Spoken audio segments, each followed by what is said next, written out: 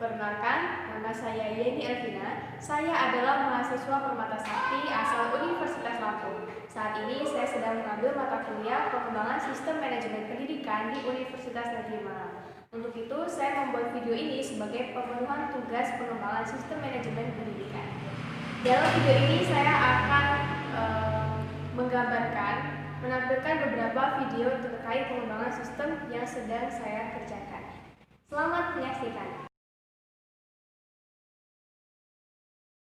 Untuk memenuhi salah satu tugas perkuliahan dalam pengembangan sistem manajemen pendidikan, maka dengan ini saya memutuskan untuk membuat pengembangan sistem di bidang kajian sistem pendidikan nonformal, di mana saya mengangkat judul peningkatan efektivitas pembelajaran private melalui pengembangan sistem pembelajaran nonformal.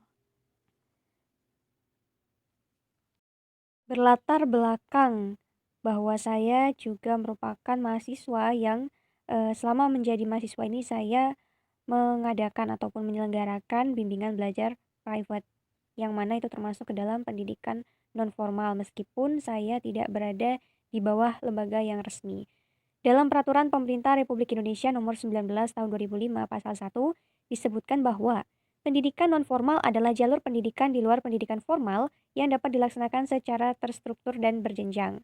Pendidikan non-formal juga merupakan salah satu dari sistem pendidikan nasional yang pada dasarnya terdiri atas 3 subsistem, meliputi subsistem pendidikan formal, pendidikan non-formal, dan juga pendidikan informal. Jadi memang pendidikan nasional di Indonesia itu meliputi 3 subsistem, pendidikan formal, non-formal, dan informal. Oleh karena itu, yang perlu mendapat perhatian dan juga pengembangan bukan hanya pendidikan formal saja, tetapi pendidikan non-formal dan juga pendidikan informal pun perlu mendapatkan perlakuan yang penting karena ketiga subsistem ini berkaitan dan saling menopang satu sama lain. Kemudian, dalam Undang-Undang Nomor 20 Tahun 2003 tentang Sistem Pendidikan Nasional Pasal 26 disebutkan bahwa fungsi pendidikan nonformal adalah sebagai pengganti, penambah, dan atau pelengkap pendidikan formal dalam rangka mendukung pendidikan sepanjang hayat. Kemudian pada ayat kelima disebutkan juga bahwa kursus dan pelatihan diselenggarakan bagi masyarakat yang memerlukan bekal pengetahuan, keterampilan, kecakapan hidup, sikap untuk mengembangkan diri, mengembangkan profesi, bekerja, usaha sendiri atau usaha mandiri, dan atau melanjutkan pendidikan ke jenjang yang lebih tinggi.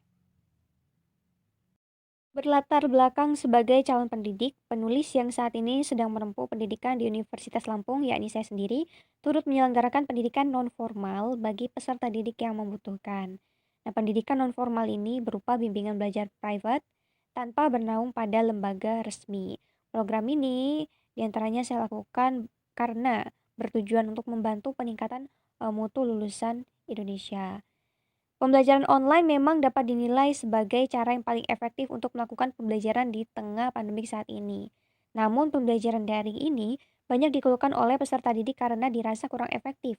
Selama ini, kurangnya penguasaan perangkat teknologi informasi dan komunikasi juga menjadi masalah dalam pendidikan Indonesia. Tentunya hal ini turut berpengaruh pada kemampuan peserta didik dalam mengakses berbagai informasi yang berakibat pada kemajuan dunia secara umum dan dunia pendidikan secara khusus. Oleh sebab itu, meskipun saat ini Indonesia dan juga daerah tempat tinggal saya yakni Kabupaten Pringsewu di Provinsi Lampung turut dimasuki oleh wabah corona ini, tetapi saya tetap memutuskan melaksanakan bimbingan belajar private secara tatap muka dengan tetap memperhatikan protokol kesehatan guna menghindari terjadinya ketidakefektifan dalam pembelajaran. Implementasinya, saya menemukan bahwa setiap peserta didik itu memang memiliki karakteristik atau keunikan yang berbeda-beda. Keunikan inilah yang kemudian menyebabkan penanganan yang dilakukan juga menjadi tidak sama untuk setiap peserta didik atau individu. Oleh karena penanganan pada setiap peserta didiknya ini akan berbeda, maka diperlukan pengembangan sistem pembelajaran yang terstruktur dan sistematis guna menyelaraskan input yang diberikan agar mutu pendidikan yang diberikan terjaga konsistensinya. Ini tentu menjadi tugas bagi lembaga-lembaga private ataupun guru-guru private yang biasa memberikan private kepada peserta didiknya untuk bisa menjaga kualitas atau mutu pendidikan yang diberikan. Karena memang tidak dapat dipungkiri, keunikan-keunikan setiap peserta didik ini akan menyebabkan perlakuan yang berbeda. Tentunya perlakuan yang berbeda dari guru ke setiap peserta didiknya. Tetapi bagaimana caranya dengan perlakuan yang berbeda ini tetap memberikan mutu pendidikan yang sama, mutu pendidikan yang sama baiknya. Maka penulis merasa bahwa perlu, meskipun lembaga private itu tidak, meskipun private ini tidak resmi atau tidak berada di naungan lembaga resmi, tetap perlu melaksanakan pembelajaran sesuai dengan sistem pembelajaran yang terstruktur dan sistematis. Hal ini tentu untuk menjaga kualitas dan juga konsistensi mutu pendidikan yang diberikan. Oleh karena itu, penulis mengajukan proposal dengan judul Peningkatan Efektivitas Pembelajaran Private melalui pengembangan sistem pembelajaran non-formal. Pengembangan ini bertujuan mengatasi perbedaan karakteristik peserta didik, kelemahan-kelemahan, serta penghambat sistem agar sistem pembelajaran non-formal melalui bimbingan belajar private yang dilaksanakan oleh penulis dapat berjalan lebih efektif sehingga mampu menghasilkan output yang optimal. Ini adalah rumusan masalahnya. Apa saja tujuan peningkatan efektivitas pembelajaran private? Bagaimana peningkatan efektivitas bimbingan belajar private? Bagaimana langkah meningkatkan efektivitas pembelajaran private melalui pengembangan sistem pembelajaran non-formal? Kemudian tujuan dan manfaat pengembangannya untuk meningkatkan efektivitas pembelajaran private, memperbarui sistem yang lama agar implementasi sistem berlangsung dengan lebih efektif, menghasilkan pengembangan sistem pembelajaran non-formal yang sistematis guna menghasilkan output yang optimal demi tercapainya tujuan pendidikan non-formal. Dalam upaya pengembangannya, di sini penulis menjadi anggota tim tunggal, yang mana saya tidak mempunyai anggota tim lain. Jadi ini adalah struktur organisasi dalam pelaksanaan pengembangan sistem pendidikan non-formal, diketuai langsung sendiri oleh saya karena memang di sini saya meneliti terhadap peserta didik yang menjadi peserta didik saya dalam bimbingan belajar private saya. Di sini saya langsung meneliti sistemnya, saya juga yang menelaah dan mengeksekusinya di lapangan. Jadi guru saya berinteraksi langsung tentunya dengan input yang akan diberikan berupa materi pelajaran dan sebagainya untuk kemudian dialokasikan, diberikan kepada peserta didik agar bisa menghasilkan output atau luaran. Ini adalah susunan organisasi tim saya di mana saya yang menggagas ide, melaksanakan proses pengembangan dan juga bertanggung jawab penuh atas pelaksanaan pengembangan sistem pendidikan non-formal yang dilaksanakan mulai dari perencanaan, pelaksanaan, pengumpulan data, analisis data, hingga penyusunan laporan.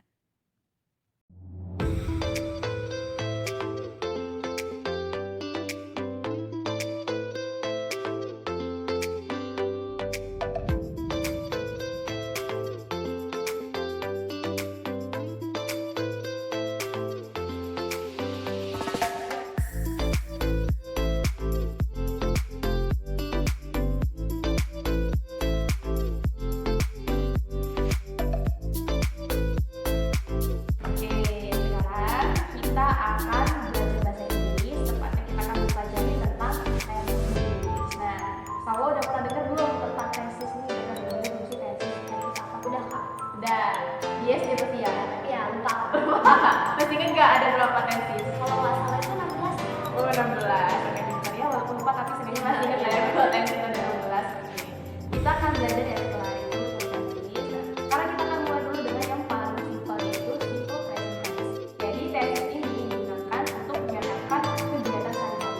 Jadi kalau kita serius mengatakan saya setiap hari selalu melakukan, kita menggunakan tesis simple present tense.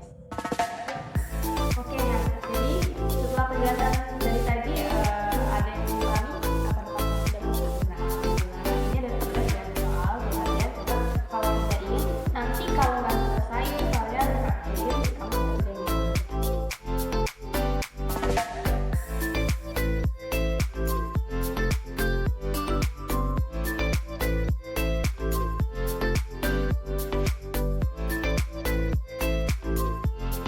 Ya, itulah tadi video singkat terkait tentang sistem pengembangan manajemen. Untuk tugas yang sedang saya lakukan. Mohon maaf apabila terdapat kesalahan atau kekurangan selama penyampaian video ini. Saya akhiri. Wassalamualaikum warahmatullahi wabarakatuh.